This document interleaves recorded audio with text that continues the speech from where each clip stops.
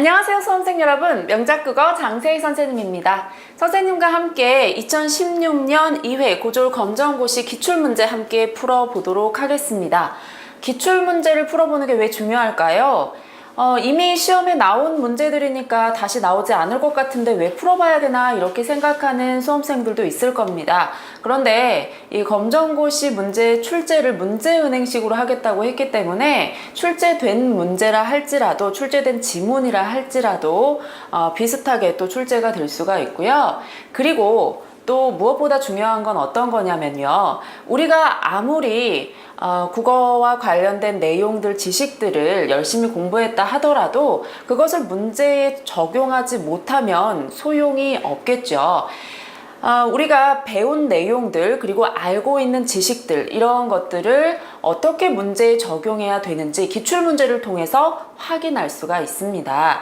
그리고 함께 기출문제를 풀어봄으로써 앞으로 어떤 문제들이 나올 것인지 그리고 그와 관련해서 우리가 어떻게 공부를 해야 되는지 알 수 있거든요. 자, 이런 점들 잘 생각하시면서 선생님이 문제 풀이하는 거 잘 따라오시면 되겠습니다. 자, 우선 출제 경향부터 좀 살펴보도록 하죠. 자, 이번 시험 같은 경우에는 지문이 좀 평이한 편이었습니다. 우리가 잘 알고 있는 지문들이 많이 출제가 됐는데요.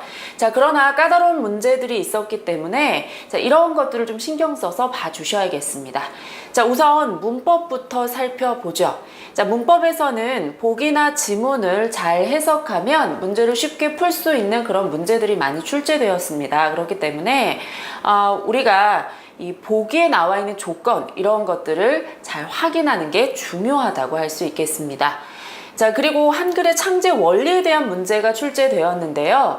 우리가 공부할 때 중세국어 같은 경우에는 좀 어렵기도 하고 자주 출제가 되었기 때문에 신경을 더 쓰는데 한글의 창제 원리 같은 경우에는 간단하게 보고 넘어가는 경우가 많습니다. 그런데 자, 이 한글의 창제 원리에 대한 문제가 출제될 수도 있으니까요. 이 부분도 좀 신경 써서 봐주셔야겠죠.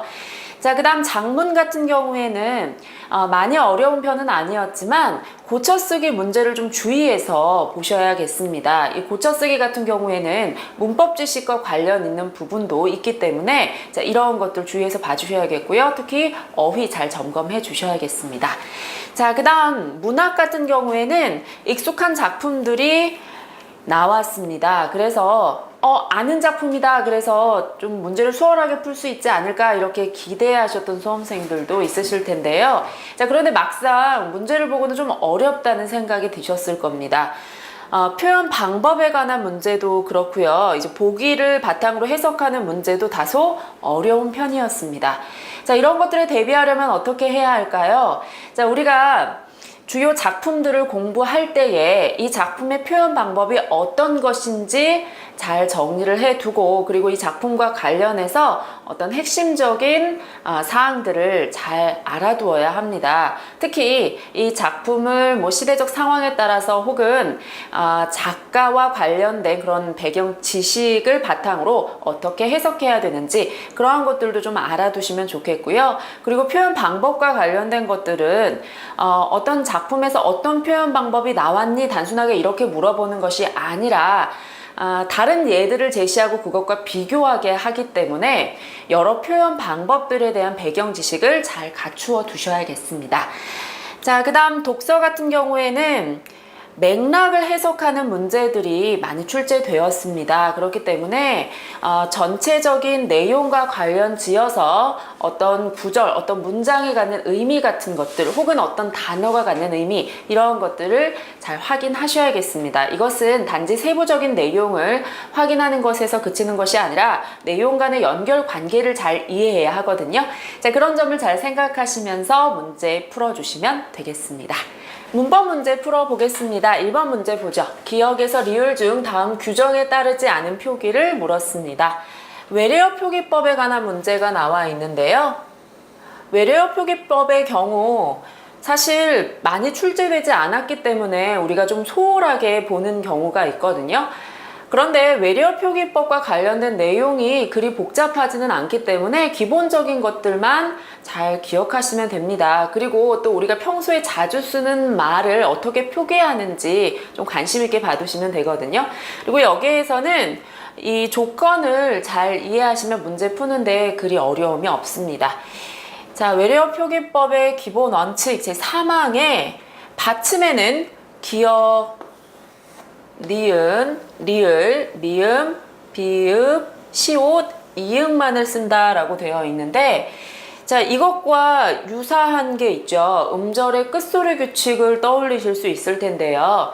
자, 우리말에서 음절의 끝소리에는 7자음만을 쓰는데 기역, 니은, 디귿, 리을, 미음, 비읍, 이응 이렇게 쓰죠. 자, 음절의 끝소리 규칙에는 디귿이 들어가 있는데 이 외래어 표기법 1장 3항에는 디귿이 빠져있고 시옷이 들어가 있습니다. 그래서 그걸 좀 비교해서 알아두시면 되거든요.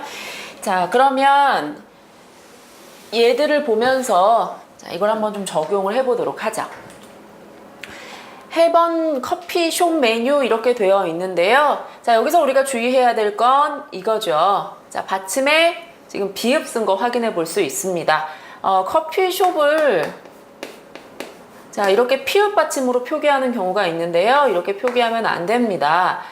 자, 예를 들어서 이런 경우를 한번 보세요. 커피숍에서 만나라고 했을 때 커피숍에서 만나라고 했을 때 이거 우리가 발음 어떻게 하나요? 커피숍에서 자, 이렇게 발음하죠. 커피숍에서 이렇게 발음하지 않습니다. 모음으로 시작되는 조사가 뒤에 이어질 때는요. 자, 받침을 여기서 이렇게 발음하게 되는데요. 자, 그런데 우리가 커피숍에서라고 발음하지 않고 커피숍에서라고 발음하는 걸 볼 수가 있죠. 자, 그러니까 피읍 받침이 아니라 비읍 받침이 들어가는 게 맞는 거구나 라는 걸 이렇게도 확인할 수 있습니다. 자, 그 다음 여기 보시면 잼과 빵 나와 있는데요. 미음 받침, 이응 받침 활용했죠. 적절하다고 볼 수 있겠습니다. 그리고 여기서 우리가 주의해야 될 게 잼을 가끔 잼이라고 쓰는 경우가 있는데요. 발음할 때는 우리가 잼이라고 하는 경우가 많죠. 그런데 잼이 맞습니다. 자, 파열음 표기에서 된소리로 하지 않는다라는 원칙이 있어요. 자, 그 다음 초콜릿. 자, 지금 여기 보시면 리을 시옷 받침 썼죠. 네, 적절하다고 볼 수 있겠습니다. 이걸 가끔 초콜릿이라고 쓰는 경우가 있는데요.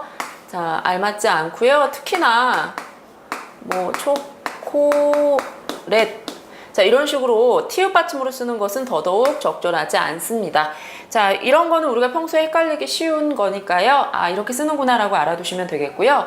자, 그 다음에 케이크. 아까 앞에서 우리가 봤을 때 자, 이런 키읔 받침 같은 것은 사용하지 않는다고 했죠. 그렇기 때문에 얘는 적절하지 않습니다. 그럼 어떻게 써야 할까요? 케이크 이렇게 쓰는 것이 맞다고 볼 수 있겠습니다. 외래어 표기법 제3장의 1항에 보면 그런 내용이 있어요. 어말에 피, 티, 키 자, 이런 식의 발음이 왔을 때 피, 티, 케이 자, 이런 거에 해당하는 그런 발음이 왔을 때 그때는 자, 그 뒤에 을을 붙여서 발음한다라는 그런 원칙이 있습니다. 그렇기 때문에 여기 을을 붙여서 케이크 이렇게 발음하는 것이 맞습니다. 따라서 여기에서는 몇 번 고르시면 되나요? 자, 4번을 고르시면 되겠죠. 자, 지금 여기에서 우리가 봐야 될 건 뭐냐? 평소에 그 외래어 표기를 할 때 정확하게 해야겠구나. 여기 나와 있는 것들 바탕으로 알아두시면 이런 문제 쉽게 푸실 수 있을 겁니다.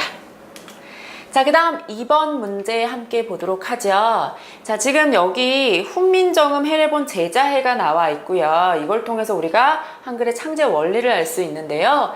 자, 윗글의 내용과 일치하지 않는 것을 물었습니다. 자, 봅시다. 1번에 니은은 획을 더한 글자이다 라고 했는데요. 자, 맞는지 보죠. 설음 니은은 혀가 혹은 혀끝이 윗 잇몸에 붙는 모양을 본뜨고 라고 했거든요.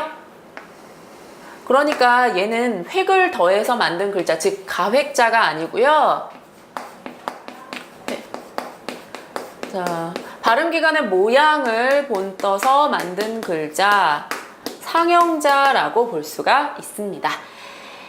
자, 그래서 답은 1번이 되겠네요. 자, 나머지 것들도 확인을 해보죠. 디귿은 획을 더한 글자이다 라고 했는데요. 자, 니은에서 디귿은 획을 더해서 만든 글자다라는 것을 우리가 내용에서 확인을 해볼 수 있습니다. 자, 따라서 니은에 획을 더하면 디귿이 된다. 획을 더한 글자이다. 자, 맞다고 보시면 되겠고요. 자, 그 다음에 미음은 입 모양을 본뜬 글자이다 라고 했는데요. 자, 수는 미음은 입 모양을 본뜨고 라고 했기 때문에 자, 얘도 맞다고 볼 수가 있겠죠. 자, 그 다음에 시옷은 이 모양을 본뜬 글자이다. 자, 치음 시옷은 이 모양을 본뜨고 라고 되어 있죠. 그러니까 이것도 맞다고 볼 수가 있겠죠. 자, 우리 한글 같은 경우에는 발음을 할 때에 그 발음기관의 모양을 본떠서 만들었거든요. 그래서 우리가 또 익히기도 쉽죠. 자, 그리고 참고로 말씀드리자면 이 순음할 때 순이 입술을 나타냅니다. 그러니까 입 모양을 본떴다는 그런 의미를 나타내는 거고요. 치음할 때 치는 이를 나타내죠. 입 모양을 본떴다는 그런 의미를 나타내는 겁니다. 자, 이런 것들 잘 확인하시고요. 자, 여기에서 기본적으로 발음기관의 모양을 본뜬 상형과 그리고 거기에 획을 더하는 가획의 원리가 적용되었다는 거 같이 알아두시면 되겠습니다. 자, 그 다음 3번 봅시다. 가에 들어갈 초성으로 가장 적절한 것을 물었는데요. 자, 지금 여기서 보시면 가는 기역에 비하여 소리가 3개 나는 까닭으로 자, 여기에다가 획을 더하였다 라고 했거든요. 자, 기역에다가 획 더하면 어떻게 되나요?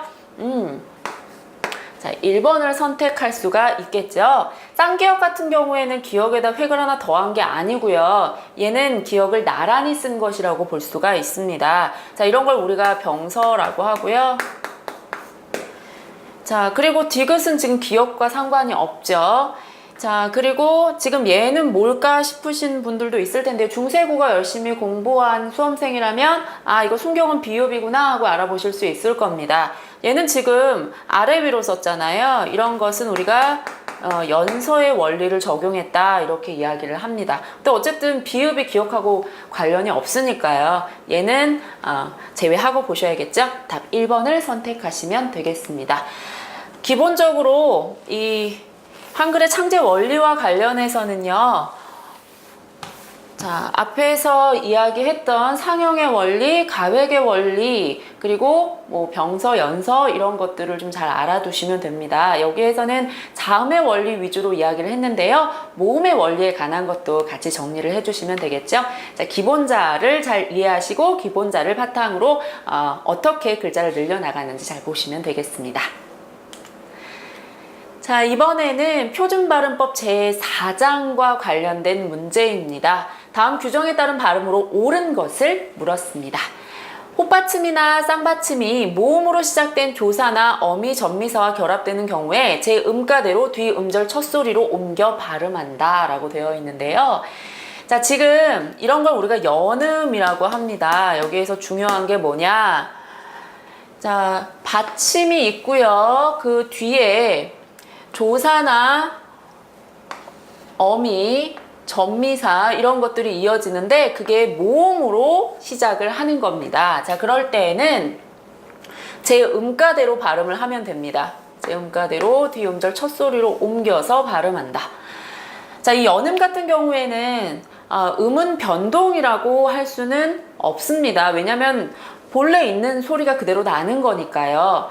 자, 그런데 이게 되게 쉬운 원리인데 여기에서 복잡하게 생각하시면 틀릴 수 있거든요. 한번 볼까요?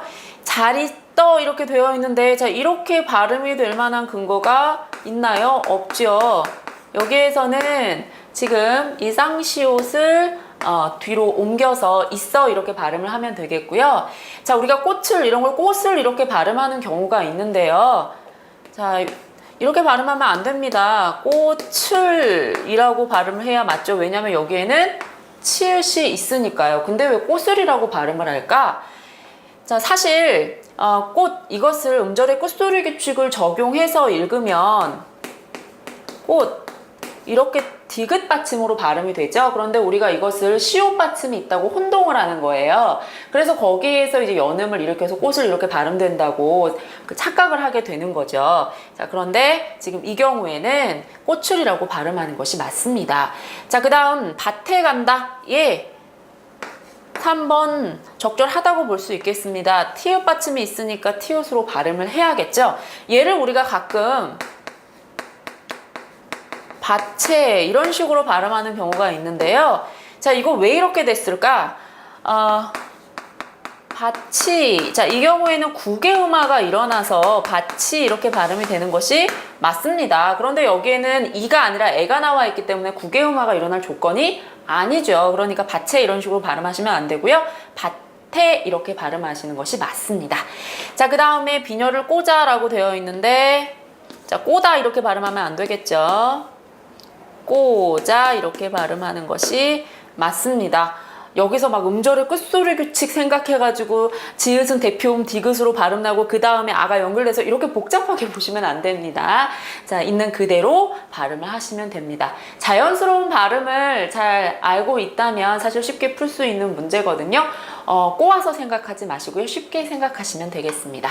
여기에서는 3번을 답으로 고르시면 되겠네요. 자, 이번에는 인터넷 실명제 도입을 주제로 한 토론의 일부를 보고, 자, 가에 들어갈 말로 가장 적절한 것을 선택하라고 했는데요. 한번 봅시다. 저는 인터넷 실명제 도입에 반대합니다. 자, 학생 1 같은 경우에는 반대 입장이죠.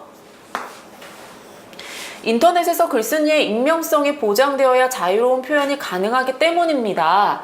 자, 지금 여기에서 이 근거를 들어서 주장을 이렇게 뒷받침하고 있는 걸 살펴볼 수 있죠. 자, 그런데 뒤에 이제 학생 이가 뭐라고 하는지 보죠. 자, 여기 들어갈 말을 우리가 찾아야 되고요. 뒤에 지금 그러나 라고 하면서 저는 인신공격 등 악성 댓글을 막기 위해서는 자, 이러한 근거로 인터넷 실명제가 필요하다고 생각합니다. 자, 학생 일과는 반대 의견을 제시하고 있는 것을 볼 수가 있습니다. 그런데 여기 앞에 보시면 그러나라는 말을 하고 그리고 반대 의견을 제시했잖아요. 그걸 봤을 때 가에는 자, 학생 일의 의견에 대해서 인정하는 자, 그런 내용이 들어갈 것이다 라는 것을 알 수가 있습니다. 토론을 할 때는 상대방을 존중하는 태도가 중요하다고 할 수 있거든요. 그래서 이 친구가 지금 이런 식으로 토론을 이끌어가고 있는 것 같습니다. 자, 그러면 이런 내용이 있는지 선택지에서 한번 찾아봅시다. 토론 주제와 상관없는 주장입니다. 자, 그렇지 않죠. 여기에서 학생일의 토론 주제와 상관없는 내용 이야기하고 있지 않습니다. 인터넷 실명제 도입에 대해서 분명하게 의견을 밝히고 있죠. 그런 점만 생각하면 반대할 수도 있습니다. 자, 지금 여기에서 앞에서 이야기한 그 학생의 말을 인정하고 있는 것을 살펴볼 수가 있죠. 자, 2번을 선택하시면 되겠네요. 우리 생활과 현실적으로 무관한 주장입니다. 뒤에 맥락과 연결이 안 되고요. 반대측은 주장에 대한 근거를 제시하지 않고 있습니다. 자, 근거 제시했죠? 적절하지 않고요. 자, 맥락에 따라 2번이 가장 적절하다고 볼 수 있겠습니다. 여기에서 문제를 쉽게 푸시려면요. 여기에 있는 말들을 넣어보시고 뒤에 말과 자연스럽게 연결되는지 보시면 됩니다. 자, 이번에는 기억에서 리을을 문맥에 맞게 고쳐 쓴 것으로 알맞지 않은 것을 물었습니다. 이런 고쳐 쓰기 문제를 잘 봐주셔야 돼요. 이 고쳐쓰기 문제가 다소 까다로울 수 있기 때문에 고쳐쓰기 문제를 풀 때는 이제 문법적 지식도 좀 떠올려 보시고 어휘가 적절한가 이런 것들 잘 생각하시면서 문제 풀어주시면 되겠습니다. 나는 연극 동아리에게 무대 장치를 담당하고 있어 라고 했는데요. 자, 조사를 잘못 썼습니다. 연극 동아리에서 라고 하는 것이 맞죠.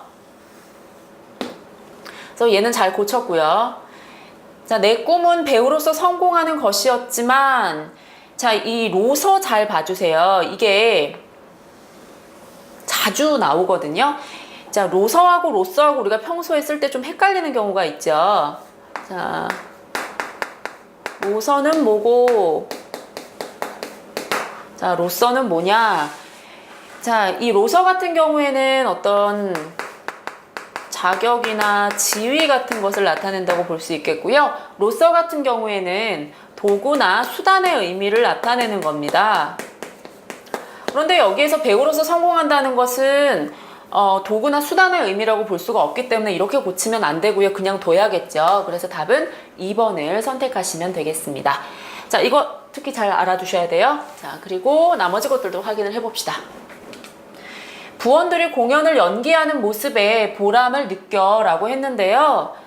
자, 공연을 연기한다 그러면 어떤 의미로 우리가 받아들여질 수 있냐면 공연을 미룬다는 의미로 받아들여질 수가 있습니다. 여기에서는 그냥 부원들이 뭐 연기하는 모습에 라고 하든지 아니면 공연하는 모습에 라고 하는 것이 적절하다고 볼 수가 있겠죠. 자, 지금 목적어하고 서술어하고 서로 호응이 이루어지지 않고 있는 것을 볼 수가 있습니다. 자, 그 다음에 저번에 우리 동아리 정기 공연이 있을 거야 라고 했는데 자, 앞으로 있을 거야 라는 거잖아요. 그러니까 저번이 아니라 뭐라고 해야 됩니까? 이번에 라고 하는 것이 맞습니다. 저번 같은 경우에는 이제 과거의 일을 가리키는 거죠. 자, 이건 지금 미래의 일에 대해서 이야기하는 것이기 때문에 이번이라는 말을 쓰는 것이 적절하다고 볼 수 있겠습니다. 자, 따라서 앞에서 우리가 본 대로 2번을 답으로 선택하시면 되겠습니다. 자, 그 다음에 7번에 가에 들어갈 내용으로 조건을 모두 만족하는 것을 물었습니다. 이제 마지막에 관객을 초대하는 의도를 드러내고 그리고 의문형 어미를 활용해서 자, 문장을 만들어 보라고 했거든요. 공연을 방해할 친구들 제발 오지 마. 자, 이것 같은 경우에는 오지 말라고 했으니까 관객을 초대하는 게 아니죠. 그리고 의문형 어미도 사용하지 않았습니다. 너희들의 도움이 절실해. 많이 관람하자. 자, 많이 관람해 달라고 하는 것은 관객을 초대하는 의도가 나타나 있다고도 볼 수 있을 텐데요. 의문형 어미를 활용하지는 않았죠. 그래서 적절하지 않고요. 자, 그 다음에 무대 공포증을 극복하고 싶어 방법이 없을까? 의문형 어미를 활용하기는 했는데 이건 관객을 초대하는 게 아니죠. 너희들의 많은 관람을 기대할게. 자, 그러면서 꼭 와줄 거지? 자, 의문형 어미를 활용해서 관객을 초대하고 있는 거 살펴볼 수 있습니다. 자, 그러면 답 4번을 선택하시면 되는 거겠죠? 자, 이 쓰기 문제 같은 경우에, 작문 문제 같은 경우에 이렇게 보통 내용상 조건과 형식상 조건 두 가지를 줍니다. 두 가지를 다 충족해야 되니까요. 그 점 하나씩 잘 확인하시면서 보시면 되겠습니다. 자, 이번에는 월명사의 제망매가 함께 보도록 하겠습니다. 제망매가 이 시는 19채 향가입니다. 향가는 주로 신라시대의 향찰로 기록된 시인데요. 이 향가 같은 경우에 이제 4구체, 8구체, 10구체가 있습니다. 10구체 향가, 쉽게 생각하시면 10줄짜리 향가라고 생각하시면 되겠고요. 가장 정제된 형식을 보여주는 발달된 향가의 형태라고 볼 수가 있겠습니다. 10구체 향가 같은 경우에는 낙구의 감탄사가 나오는 것이 특징입니다. 그래서 이 시에서도 같은 그 감탄사를 우리가 끝부분에서 살펴볼 수 있거든요. 이게 10구체 향가의 특징이구나 라는 거 좀 알아두시면 되겠고요. 자, 그리고 이 시 같은 경우에는 어떤 내용이 담겨 있느냐, 누이의 죽음에 대한 내용이 담겨 있습니다.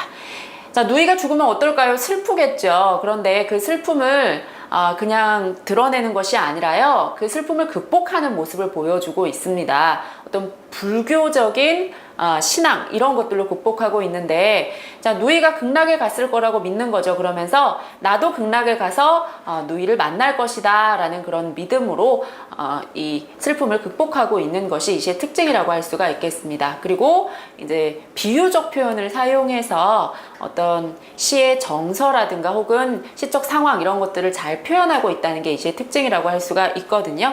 자, 그 점을 잘 생각하시면서 문제 풀어보도록 하겠습니다. 자, 이 시에 대한 설명으로 가장 적절한 것을 물었습니다. 4구체 향가이다. 선생님이 지금 설명했죠. 자, 10구체 향가라고 했습니다. 10줄짜리고요. 서동요 같은 그런 4줄짜리 향가를 4구체 향가로 보시면 됩니다. 영탄적 표현이 나타난다. 자, 19채 향가의 특징, 낙구에 감탄사가 나온다고 했죠? 자, 요게 이제 영탄적 표현이라고 볼 수가 있겠죠? 미타철에서 만날라, 도닦아 기다리겠노라. 자, 이런 게 지금 영탄적 표현을 보여주는 거죠. 2번 선택하시면 되겠습니다. 3, 3, 2조의 운율이 사용된다. 3, 3, 2조 그러면 세 글자, 세 글자, 두 글자 이런 식으로 끊어진다는 건데요. 자, 이거 우리가 살펴볼 수 없죠. 공감각적 이미지가 드러난다. 자, 공감각적 이미지, 즉 어떤 감각이 다른 감각으로 전이하는 그런 것들이 나타나는 건데요. 여기 보시면 어느 가을 이른 바람에 이해저에 떨어질 잎처럼 이라고 해서 뭐 잎이 떨어지는 모습 이런 것들을 시각적으로 나타낸 부분은 있지만 공감각적 이미지는 살펴볼 수가 없습니다. 따라서 2번을 선택하시면 되겠습니다. 자, 고전 시가 같은 경우에는요, 그 시와 관련된 정보, 시의 갈래의 특성 이런 것들도 좀 알아두셔야 합니다. 그 자체가 또 문제에서 중요하게 다루는 내용이 될 수 있으니까요. 고전 시가를 공부할 때는 이게 어떤 갈래구나 라는 걸 반드시 생각하고 내용을 정리하셔야겠습니다. 자, 그 다음에 이해저에 떨어질 잎처럼에 쓰인 표현 방법을 사용하지 않은 것을 물었습니다. 자, 여기에서는요, 이 남매의 관계, 자, 그것을 잎에다가 비유해서 이야기를 했거든요. 한 가지에서 난다, 즉 한 부모에게서 태어난다. 그런데 잎이 가을이 되어서 떨어지면 어디로 갈지 모르잖아요. 그것처럼 이제 죽을 날은 알 수가 없다는 거죠. 자, 그러한 것들을 이렇게 비유해서 표현을 한 겁니다. 특히 여기서 이른 바람에 떨어졌다라고 한 것은 누이가 좀 이른 나이에 요절했다라는 걸 보여주는 거죠. 자, 어쨌든 이해저에 떨어질 잎처럼 이런 연결어를 사용했기 때문에 자, 여기에서는 어떤 표현 방법을 사용했다고 볼 수 있느냐? 직유법을 활용했다고 볼 수가 있습니다. 자, 봅시다. 섣벌같이 나아간 지압이, 자, 남편이 떠나버렸대요. 자, 그것을 섣벌같이 이렇게 표현을 했는데요. 여승이라는 시에 나와 있는 식구거든요. 같이라는 연결어 사용했으니까 얘 직유 맞고요. 우리는 점점 신명이 난다. 자, 이게 도대체 무슨 표현 방법이 사용된 거지? 자, 이것만 봐서는 사실 우리가 판단하기가 좀 어려운데요. 농무라는 시에 나와 있는 식구입니다. 그런데 지금 여기에 그 나와 있는 신명이 난다라는 게 결코 신명이 날 만한 상황에서 신명이 나는 게 아니에요. 자, 농부들이 농사를 짓기가 너무 힘들어요. 즉 이제 산업화가 본격화되면서 농촌이 좀 피폐해지고 사람들은 다 떠나고 그런 상황입니다. 그런 상황에서 아무도 관심을 갖지 않는 어떤 농무를 추는 그런 농부들의 모습이 나와 있거든요. 자, 그러면서 그런 서글픈 상황, 비참한 상황에서 신명이 난다라고 이야기했기 때문에 얘를 우리가 이제 반어 내지는 상황과 관련해서 뭐 역설 이렇게 보기도 하는데요. 자, 이런 표현 방법으로 볼 수가 있습니다. 어쨌든 얘는 직유는 아니라는 건 확실하죠. 자, 니는 산새처럼 날아갔구나. 자, 정종의 유리창이라는 시에 나와 있는 식구인데요. 아이가 일찍 죽었어요. 그래서 그걸 이렇게 빗대서 표현을 한 건데 산새처럼, 자, 요거 연결어 사용한 직유 맞다고 볼 수 있겠죠? 설골픈 옛 자취인 양 흰 눈이 내려. 자, 이것 같은 경우에는 겨울이라는 시에 나와 있는 식구입니다. 그런데 뭐뭐 인양, 자, 이런 연결어를 사용해서 빗대어 표현하고 있으니까 직유라고 볼 수 있겠죠? 답 2번 선택하시면 되겠습니다. 표현 방법의 특성을 알고 있어야 이 얘들을 분석하고 문제를 푸실 수가 있겠죠? 자, 우리가 시 공부할 때는 이제 표현 방법에 대한 것들 잘 알아둬야 합니다. 이런 문제 잘 출제될 수 있는 유형의 문제입니다.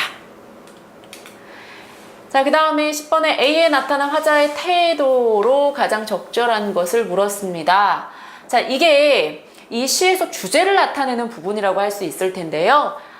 미타찰에서 만날라. 미타찰이라는 것은 불교에서 이야기하는 그 극락, 뭐 기독교적 개념으로 하면 천국이랑 비슷하다고 할까요? 물론 이제 불교와 기독교의 교리는 좀 많이 다르긴 하지만 어쨌든 쉽게 이야기하자면, 자, 이 극락에서 만날라. 도 닦아 기다리겠노라. 도를 닦으면서 누이와 미타찰에서 만날라를 기다리겠다. 이렇게 이야기를 하고 있습니다. 자, 이걸 보았을 때, 자, 화자는 어떤 태도를 보이고 있는 거냐? 죽은 누이의 업적에 대해서 예찬하고 있다. 업적이 무엇인지 여기서 알 수는 없죠. 그걸 높이 사는 게 아니고요. 죽은 누이를 다시 만날 것을 두려워하는 건 아닙니다. 기다린다고 했잖아요. 이별한 누이를 잊고 세속적 즐거움을 찾고자 한다. 돌을 닦는 게 세속적 즐거움을 추구하는 게 아니죠. 그리고 누이를 잊는 것도 아닙니다. 누이와 이별한 슬픔을 자, 종교적으로 극복하고자 한다. 자, 이것이 적절하다고 볼 수 있습니다. 슬픔을 종교적으로 승화한다. 이것이 이 시의 특징이라고 볼 수 있어요. 4번 선택하시고요. 시의 주제 잘 알아두시면 되겠습니다.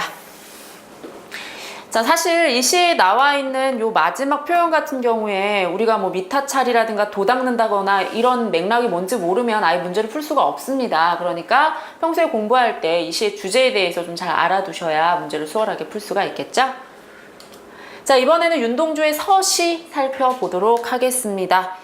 자, 윤동주가 죽은 다음에 이제 출간된 시집 하늘과 바람과 별과 시에 그 첫 번째 시가 이 서시라고 볼 수가 있습니다. 사실 윤동주가 살아있을 때 다 쓴 시죠. 그런데 그때 당시에는 이제 검열 때문에 출판되지 못할 것을 염려해서 이 시집을 출간하지 못했다가 해방 후에야 이 출간을 하게 됐습니다. 그런데 이 시 같은 경우 순서상으로 제일 먼저 실려 있지만 사실 쓰기는 가장 마지막에 쓴 시라고 합니다.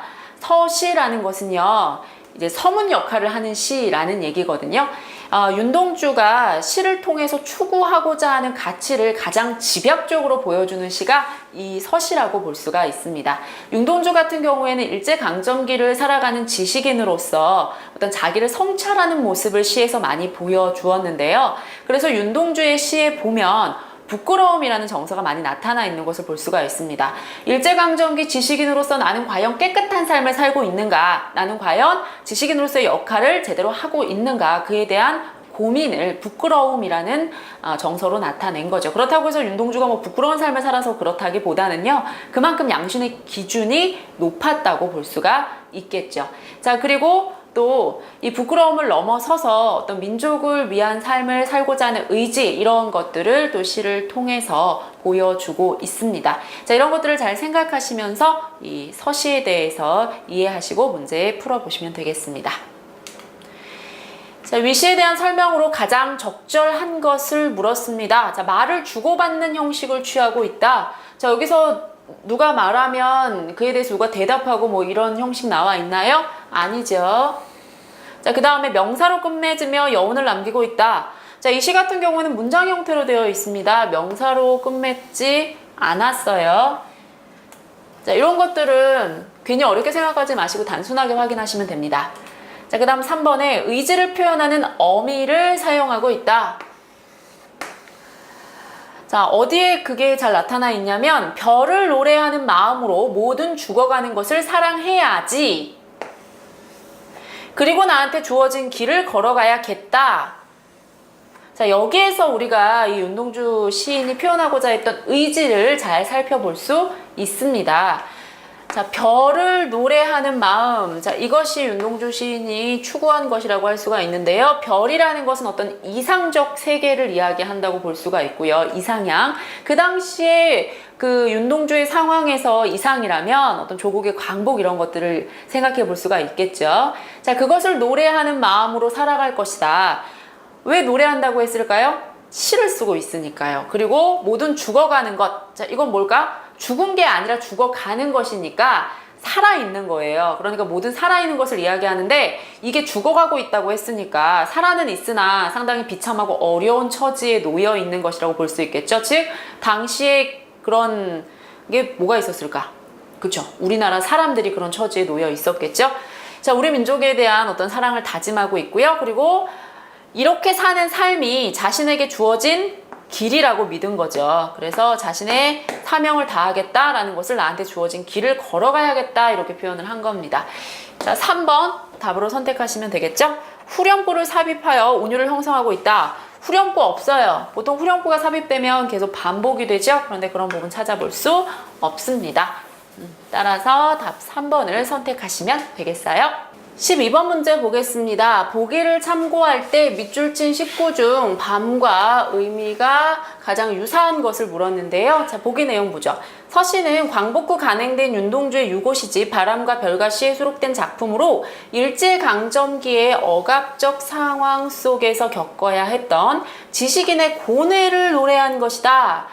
자, 여기서 중요한 건 이겁니다. 이 서시가 일제강점기의 상황과 관련이 있다는 거거든요. 자, 따라서 지금 오늘 밤에도 별이 바람에 스치운다 라는 것은 결국 일제강점기의 억압적 상황 속에서 자, 별, 즉 어떤 이상이 고난을 겪는 자, 그런 상황을 보여준다고 할 수가 있습니다. 자, 그러면 여기 나와 있는 시들 보면서 이것과 비슷한 의미를 가진 것 한번 찾아보죠. 산에는 꽃피네 꽃이 피네. 자, 김소월의 산유화에 나와 있는 식구인데요. 자, 지금 여기에서 산의 의미를 우리가 이해하려면 꽃의 의미를 좀 알아야 합니다. 꽃은 모든 존재를 의미한다고 볼 수가 있어요. 그래서 이 시의 시작 부분에선 피네, 자, 존재가 생겨나고 끝부분에선 지네, 존재가 소멸되는 그러한 그 과정을 보여주고 있거든요. 이 산이라는 것은 그래서 존재가 생성되고 소멸되는 자, 그런 공간을 의미한다고 볼 수 있습니다. 자, 그 다음 이육사의 절정이라는 시를 봅시다. 이육사는 윤동주 활동한 시기가 비슷합니다. 매운 계절의 채찍의 갈겨라고 했는데 자, 지금 여기에서 식구를 보니까 상당히 혹독한 상황을 다루고 있는 듯 하죠. 자, 이 매운 계절이라는 것이 일제강점기의 암울한 상황을 보여준다고 할 수 있습니다. 따라서 2번을 선택하시면 되겠습니다. 자, 이 현실의 어떤 어려움 때문에 마침내 북방으로 휩쓸려 오다. 즉, 어떤 극한의 상황까지 몰린 그런 화자의 모습을 우리가 여기에서 살펴볼 수가 있죠. 자, 나머지 것들도 좀 살펴봅시다. 넓은 벌 동쪽 끝으로 예디하게 지줄대는 실개천이 휘돌아 나가고 정지용의 향수인데요. 향수는 고향에 대한 그리움을 나타내는 거죠. 여기에서 넓은 벌은 자, 고향을 의미한다고 볼 수 있겠습니다. 어떤 고향의 풍경과 관련이 있고요. 자, 나무로 창을 내겠소. 밭이 한참 가리 괭이로 파고 호미론 김을 맺지요. 자, 나무로 창을 내고 그곳에서 소박하지만 여유롭게 살아가는 사람의 모습이 느껴지죠. 자, 이 남 같은 경우에는 화자가 지향하는 자, 그러한 삶의 모습과 관련이 있다고 볼 수가 있겠습니다. 그래서 남쪽을 바라보며 살겠다 이렇게 이야기하는 거죠. 자, 따라서 앞에서 본 대로 2번 선택하시면 되겠습니다. 이 밤이라는 시연을 이렇게 부정적 의미로 나타낼 때가 많으니까요. 자, 그 점 참고해서 보시면 되겠어요. 13번 문제 보겠습니다. 기억의 화자와 보기의 화자가 갖는 공통점을 물었습니다. 죽는 날까지 하늘을 우러러 한 점 부끄러움이 없기를 잎새이는 바람에도 나는 괴로워했다. 자, 여기에서는 하늘을 우러러 부끄러움이 없길, 즉 양심에 티 한 점이 없기를 추구하면서 잎새이는 바람에도 괴로워했다. 사실 잎새가 흔들릴 정도의 바람이면 강한 바람도 아니고 약한 바람이거든요. 그런 약한 내면의 유혹에도 나는 괴로워했다. 그만큼 깨끗한 삶을 추구했다는 그런 얘기가 되겠죠. 자기 자신에 대해서 늘 돌아보면서 나는 과연 깨끗한 지식인의 삶을 살고 있는가, 그걸 고민했다는 얘기가 되는데요.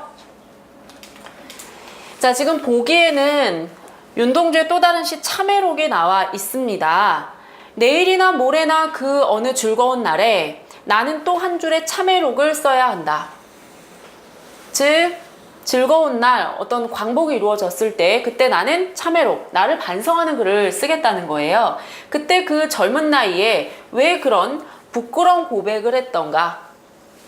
즉 내가 지금 나에 대해서 반성하고 있는 것도 그때에 가면 또 부끄러운 고백이 될 거라는 거죠.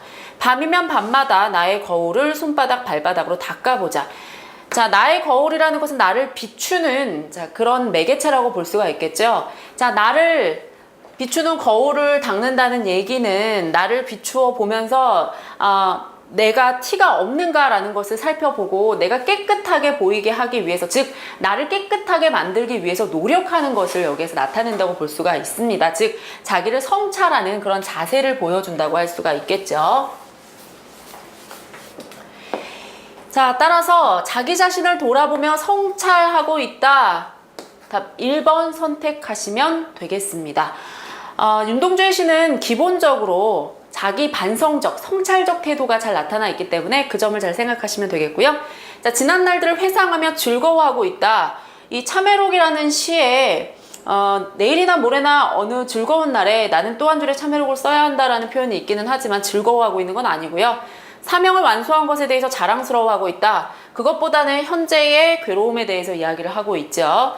보다 넓은 세상으로 나아가는 것을 기뻐하고 있다. 이것을 우리가 살펴볼 수 없습니다. 물론 이런 포부가 없지는 않겠으나, 자, 그보다 중요한 것은 여기에서 현재의 자신의 모습에 대해서 돌아보는 태도예요. 자, 따라서 1번을 선택하시면 되겠습니다.